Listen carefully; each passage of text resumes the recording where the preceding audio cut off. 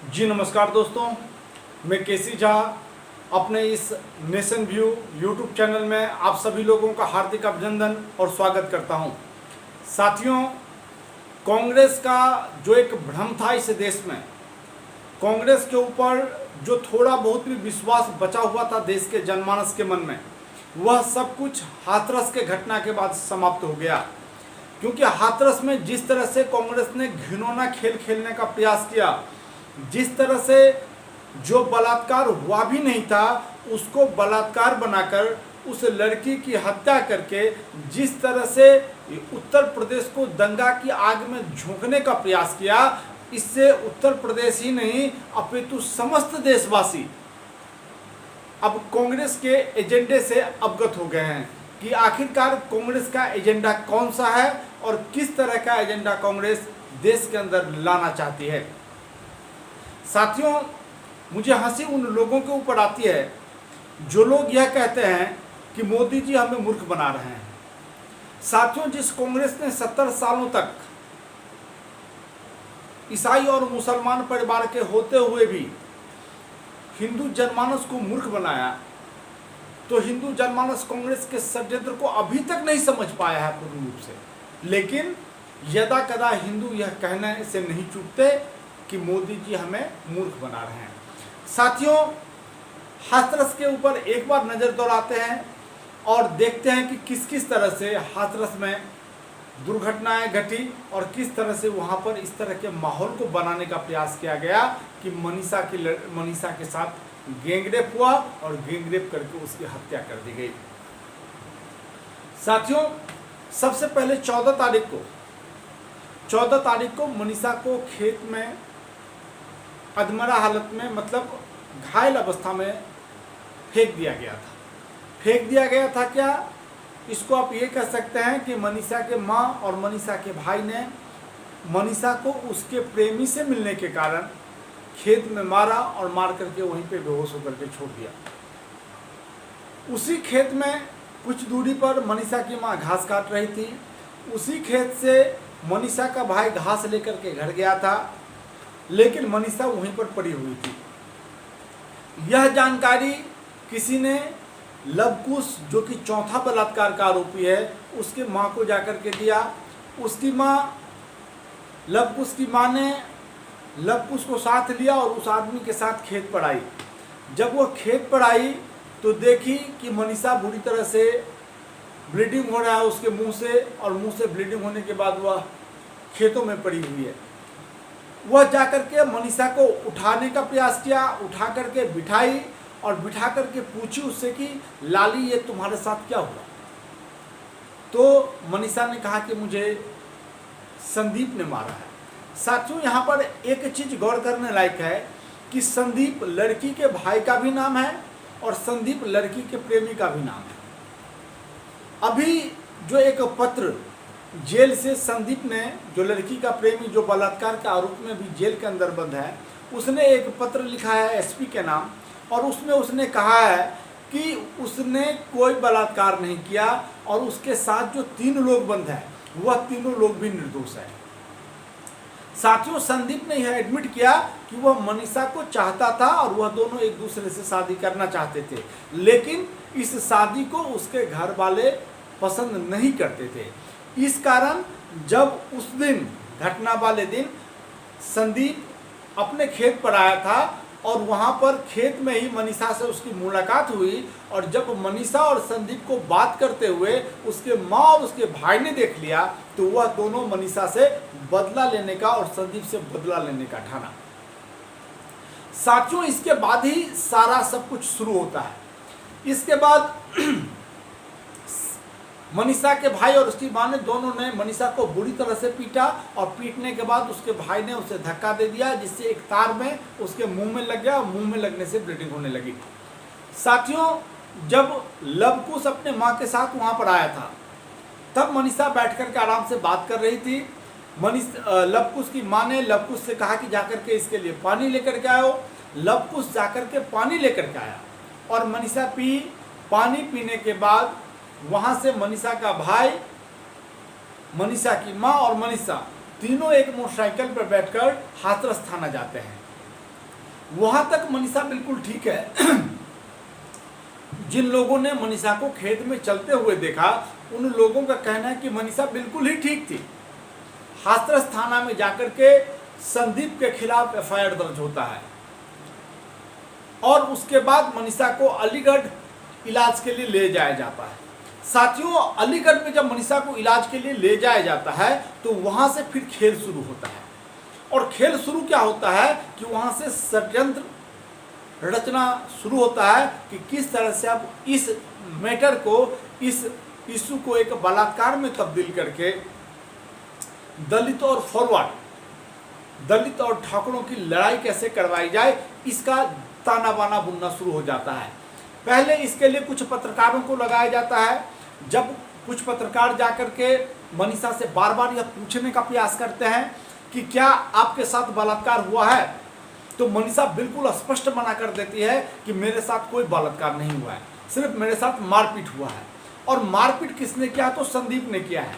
मैंने पहले ही आपको बताया कि लड़की के भाई का नाम भी संदीप है और लड़की के प्रेमी का नाम भी संदीप, तो इसलिए यह संदेहास्पद है यहाँ पर जो कौन सा संदीप मनीषा को मारा।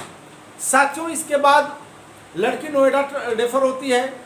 नोएडा में षड्यंत्र के जाल को और मजबूत किया जाता है और इसको अमली जामा पहनाया जाता है जब दिल्ली के सफदरजंग अस्पताल में या एम्स में वह भर्ती होती है। जब दिल्ली में आकर के वो भर्ती होती है तो उसके ऊपर पूरा दबाव दिया जाता है कि वह मीडिया के सामने यह एडमिट कर ले, यह एक रिकॉर्ड करवा ले जो हाथरस के ही 4 लड़के उसके साथ गैंग रेप किया और गैंग रेप करके उसे इस हालत में पहुंचा दिया कि अब वो मरने वाली है। लेकिन मनीषा ने इस चीज़ को एडमिट नहीं किया।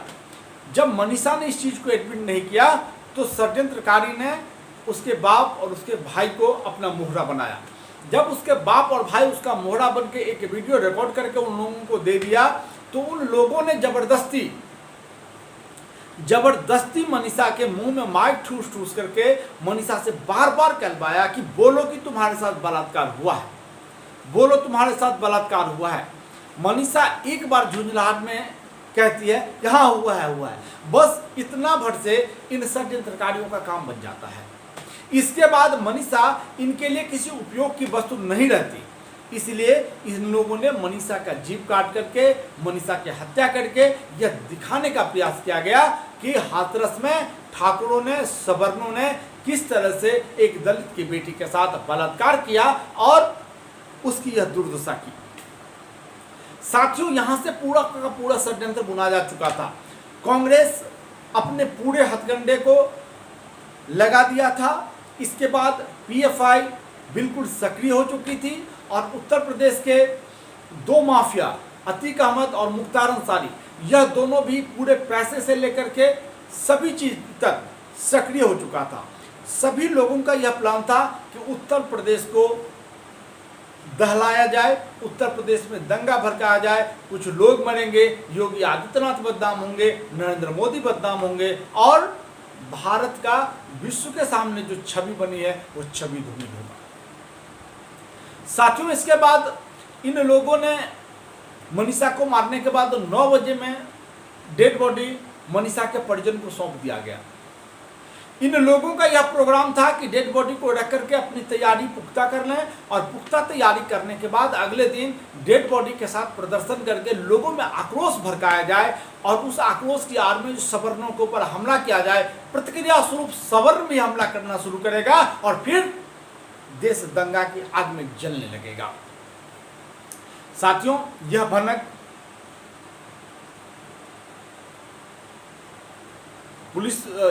उत्तर प्रदेश सरकार को लग गई। उत्तर प्रदेश सरकार की खुफिया विभाग ने इस तरह की जानकारी एकत्रित कर ली कि इन लोगों का असली मंशा क्या है।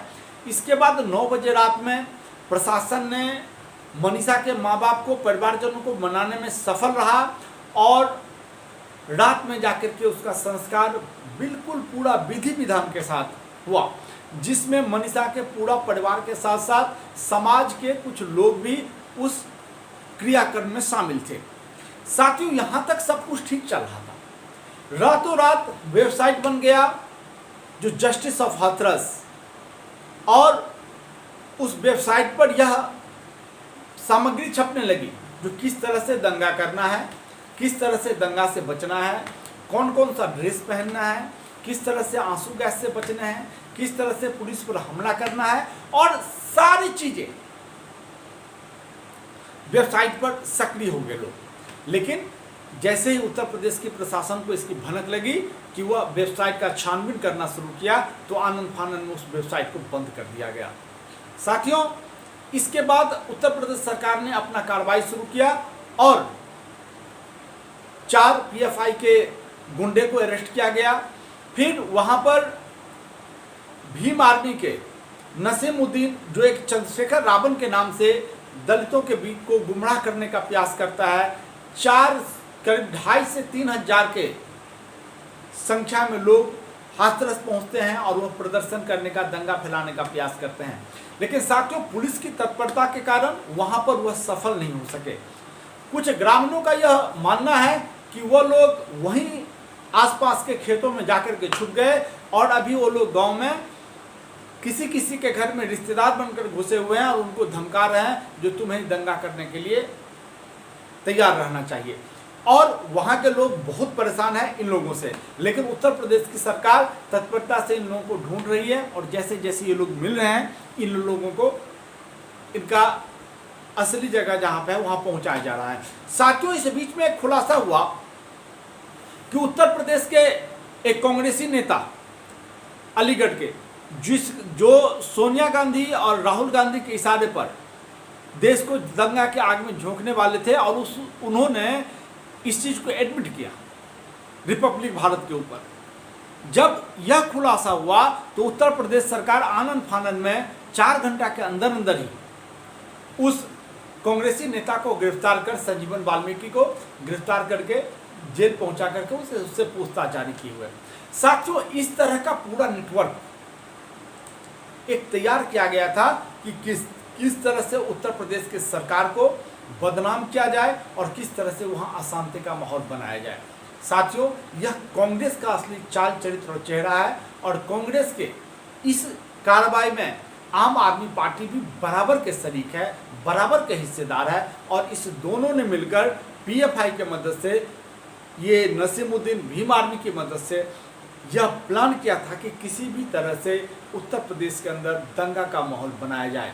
लेकिन मैं सभी हिंदू भाई बहनों से निवेदन करता हूं कि ये लोग दलित बनकर के ब्राह्मणों को गाली देंगे, ये लोग दलित बनकर के ठाकुरों को गाली देंगे और ठाकुर बनकर के, ब्राह्मण बनकर के दलितों को गाली देंगे। इसलिए अपने समझदारी का उपयोग करते हुए इन लोगों के बहकावे में न आए और अपने आपसी संबंध को कोई ना बिगाड़ें, क्योंकि इन लोगों का काम सिर्फ और सिर्फ इस देश में दंगा फैलाना है, इसके अलावा कुछ नहीं। तो साथियों, अगर यह वीडियो आप लोगों को अच्छा लगा तो इसमें कमेंट जरूर कीजिएगा, लाइक कीजिएगा और इसे सब्सक्राइब करना नहीं भूलिएगा। और इस तरह जो समसामयिक विषय पर सबसे पहले वीडियो देखने के लिए आप लोग इसे सब्सक्राइब कीजिएगा, कमेंट करके बताइएगा जो ये वीडियो आप लोगों को कैसा लगा। जय हिंद, जय भारत, वंदे।